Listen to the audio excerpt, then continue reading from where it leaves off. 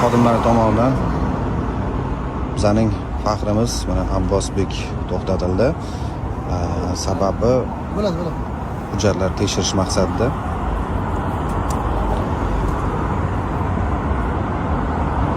Keyin savol beramiz.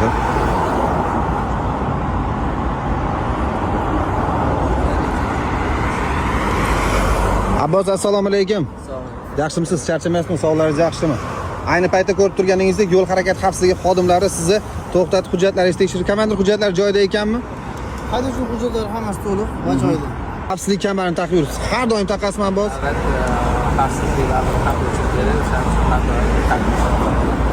Shuni GAI xodimlari siz bilan qanaqa muomala qildi? A'lo darajadami? Shunaqa O'zbekistonimizga chiroyli shunaqa gollarni, yutuqlarni, Amerikada ham shunaqa gollarni yutib, bizani faxrimiz bo'lib yurish nasib qilsin. Yo'lingiz bexatar bo'lsin, charchamang, yaxshi yetib boring.